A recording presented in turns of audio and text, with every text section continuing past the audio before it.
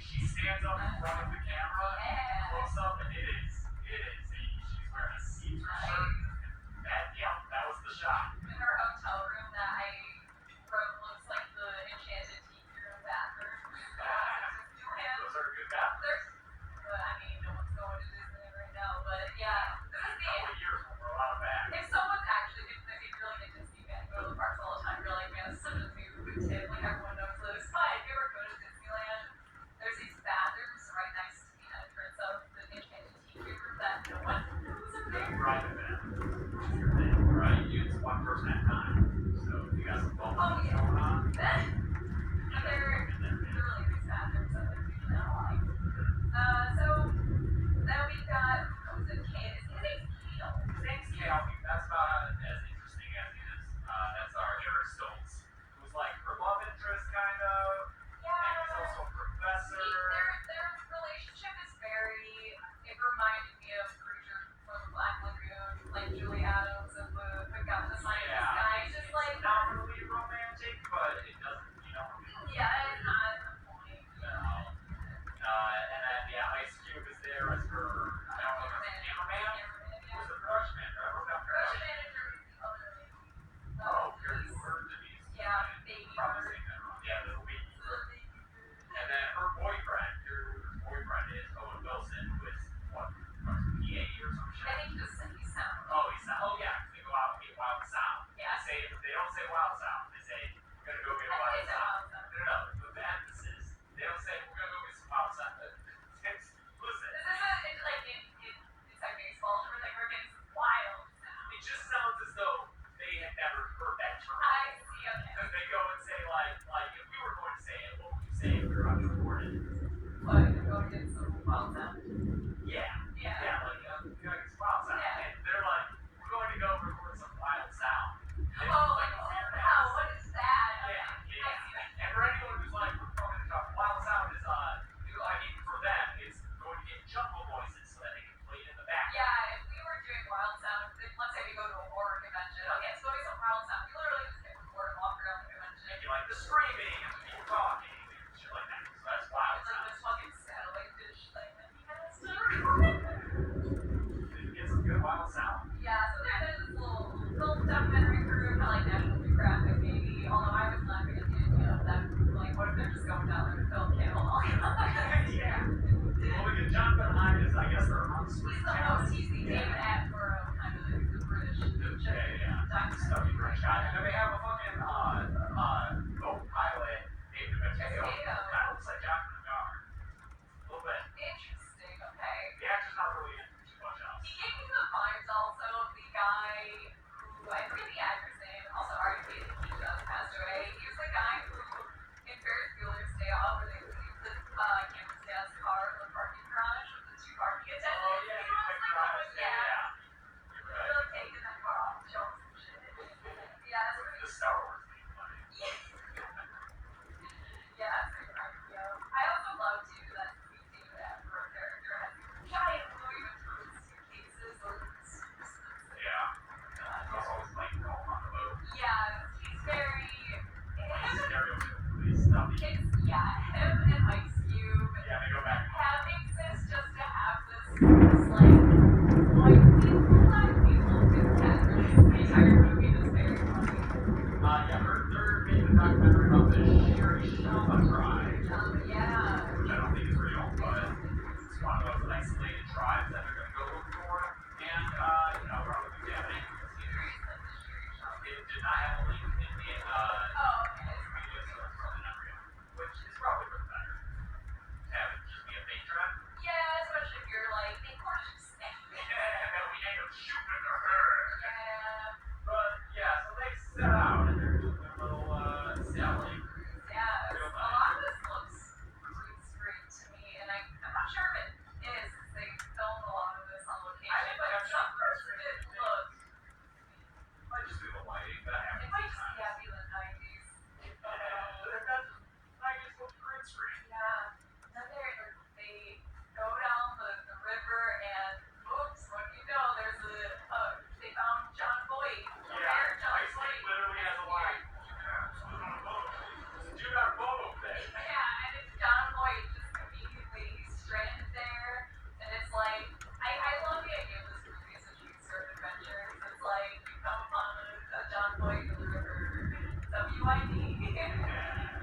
and they decided to pick him up, which I guess you would. Yeah. Yeah, he had an asshole. John Boyd apparently, he's a priest. Did I? Something about him being a He's a priest. That, I don't think that ever comes up. No, And never. it's just some weird, it's, some shading against his character, but also he kind of stinks for Breakfast. collectors. Well, we also got to the Oh, breakfast. for breakfast. Okay.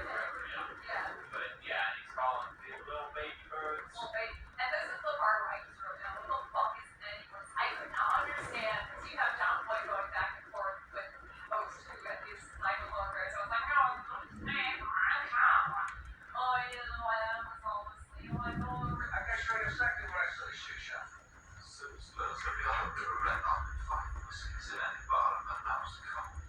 Yeah, that same night, there's a shot of Owen Wilson, Ice Cube, smoking cigars, listening to Ziggy Marley, and I'm just like, fuck yeah, like, I just want to be there, like, catching malaria with them in the jungle, listening to Ziggy Marley.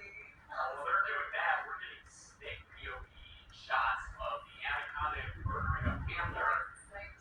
That looks so fake. It looks like it's the cat in Scary Movie 2 that beats up Cindy. Oh my I god. don't know if it's the second one. In a Scary Movie, but this panther just looks like a stuffed fucking panther kid. There is a rainforest cafe looking fight between the snake and the snake. And the snake is making all these noises, and it's apparently voiced by Frank Welker. Frank Welker, everybody, Yeah. he voices everything. He's come on the podcast many a time. If there's an animal, like, if you get like an animal in your movie that is like the point of the scene and it's the 90s, Frank Welker probably voiced it. Probably. Yeah, it's also the scene, in addition to the fucking jaguar animatronic and snake animatronic, there's all these fireflies, which Oh, yeah. I think when you're watching this movie, maybe if you either in the 90s, you can't tell, but they're like, again, they're like the fireflies on Pirates of the Caribbean, where they're just like wires where the ends of them light up, and they kind of move around, and you can tell the gray that they're right when they come from the same fucking I love when they're trying to shoot a little scene with Jonathan Hyde doing the narration, and then John Boyd just walks in front of the camera. Oh no, we're done. Yeah, he fucking walks in and like, I know what that I know, and I found the movie, like, he just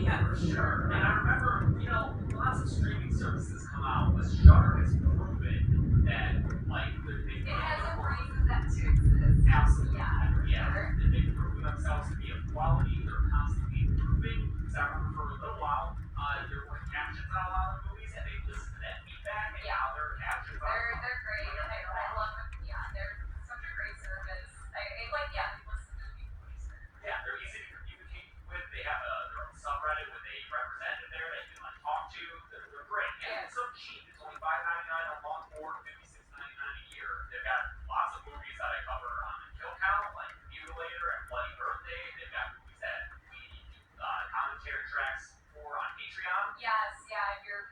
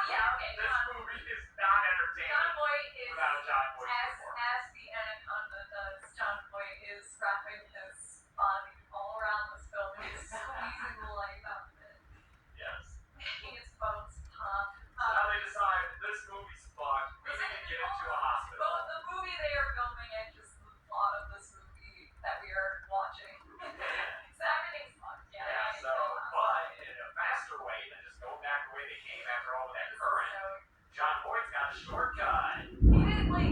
And you tried to take them out earlier. But hey, this time it'll be great. It'll be good. This is exactly what we want. I don't know. I will say to this movie's credit, like, and this is part of what makes it work for me. It was so bad it's good. I'm never thinking during this, oh my god, everyone is being stupid as fuck this entire time. Because there really isn't a situation where they don't pick up John. Like we said, you'd be an asshole. You're like, sorry guy, bye. Have fun with the fucking game. And they don't trust him. And they don't trust They're like, him. this guy's fucking He's weird. a weirdo. Like, no one will like, what are you gonna do? Yeah, what are you Small boat, and you can't, so I think John Boyd, like, the way that he's written into the movie and the series of events that lead to everything just getting fucked is done well. Yeah. There's no way to write yourself out of it. And it moves at a clip. It's 89 minutes. And it's just like, It's nice and quick. there's always something happening and something changing, so. And it's cool that, you got John Boyd being like, oh, we can go my secret route that'll take us to the hospital. And it's like, yeah, fucking right, but also the characters don't have any other choice. It's all done very well. Yeah. Say. This route ends up having a little barrier they have to try to get through. It's Yeah. Oh, I didn't know this was here. Damn. Like, look, you ugly have here. they just blow that shit up with dynamite. And He has a bag. thankfully, he just happens to have his bag of And dynamite. they blow this wall up. It's a snake split. It rains snakes. It's amazing. But so what? Was that wall just filled with snakes then? I I guess.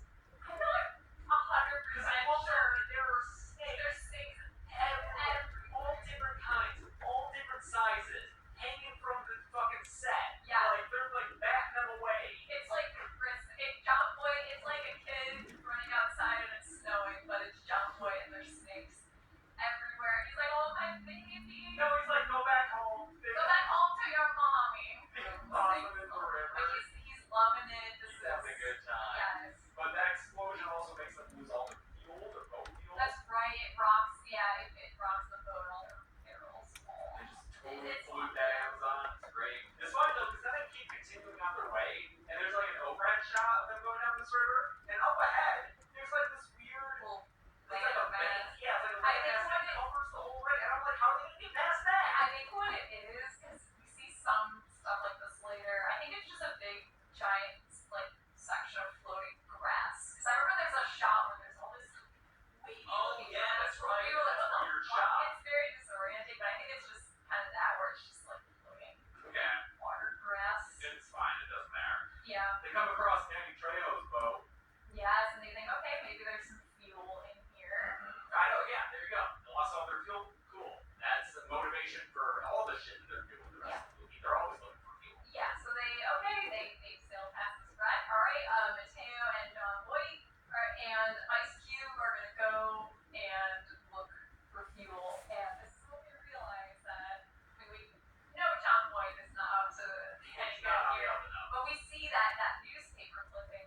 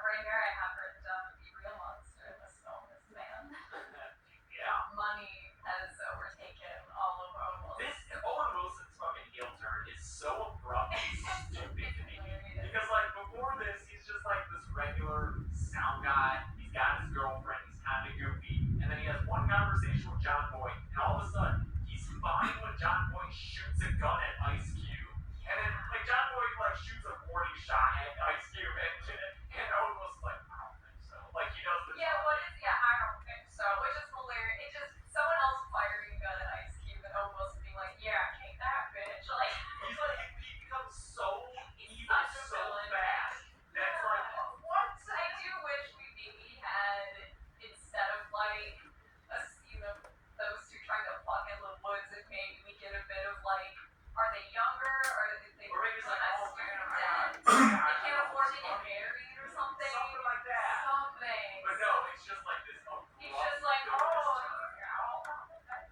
like, enough to where he's carrying a gun and pointing it at Yes. his former friends, including his girlfriend. yeah. He's like holding We're his catching girlfriend this down. snake, damn it. Yeah, he wants to fucking catch this snake. Yeah, so then it's mutiny has happened now. Yes. John Boyd's in charge. Yep. Gary. Now we're not making a movie. We are catching an anaconda. It's John Boy's boat now. Yeah. They do hook that snake on their little line. Yes, they do. It's that monkey out. Yeah, this poor monkey. Like, there's a very good shot of the fake monkey. It's like it's a nasty, dead, raw monkey, and it's one where I'm sure that showed up at some point on a prop auction's website. I browse this all the time. Yeah. That's a prop I would be very proud to own. It's so weird. Just gross. So boring. Do you have a second? Yeah, what's up? I noticed on your timesheet that you left half an hour early yesterday. Yes, I did leave half an hour early yesterday. Our weekly meeting was at 7 instead of 7:30 yesterday, so I took the half an hour at the end of the day instead. We weren't really offering any calm time for that meeting. So you wanted us to come in half an hour early and just not get paid for an extra half hour of work? Well, it was just a quick, departmental meeting. No, a quick meeting is 5 minutes, but coming in half an hour before your shift is not a quick meeting. So I left half an hour before the end of my shift